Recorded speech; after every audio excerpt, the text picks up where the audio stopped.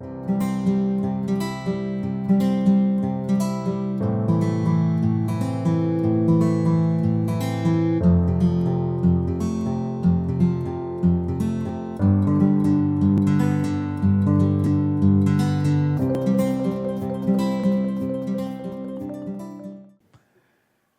for us as a congregation, I don't know what your feeling is. And I want to interest you in some feelings. First, to remind you that serving God is the highest calling. It is the highest calling. We have many positions, we have many things that we do that look high, but serving God is the highest calling. And you serve God, of course, where you are at. God has given you particular responsibilities, but it's important for us to turn those moments or those positions or those opportunities to spaces of serving God. Also, I want to remind us, especially in regard to serving in the church, that there is no perfect servant. There is no perfect servant. Sometimes we think that for you to come to serve in the church, you need to be perfect. These leaders can tell you that they handle, they deal, they wrestle with the imperfection every single day.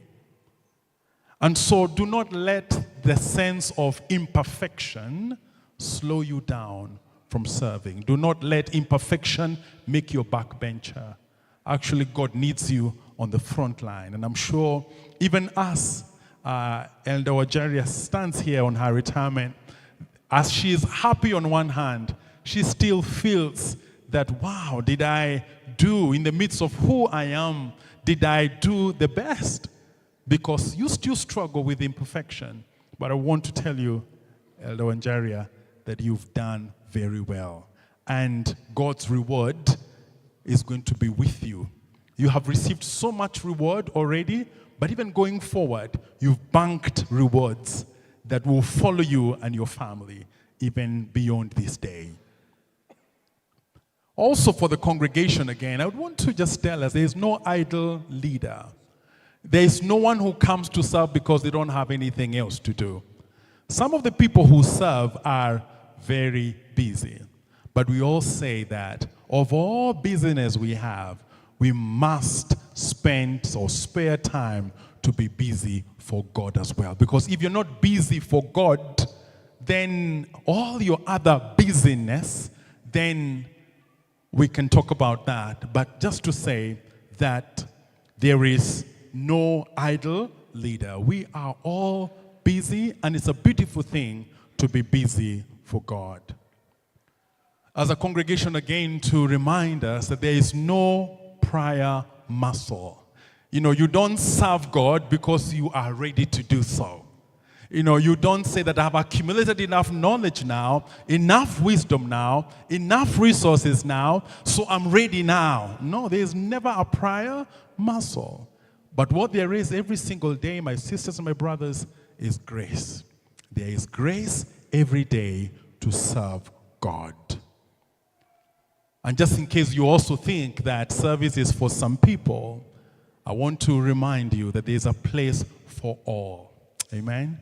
There's a place for all to serve. There's a place for you.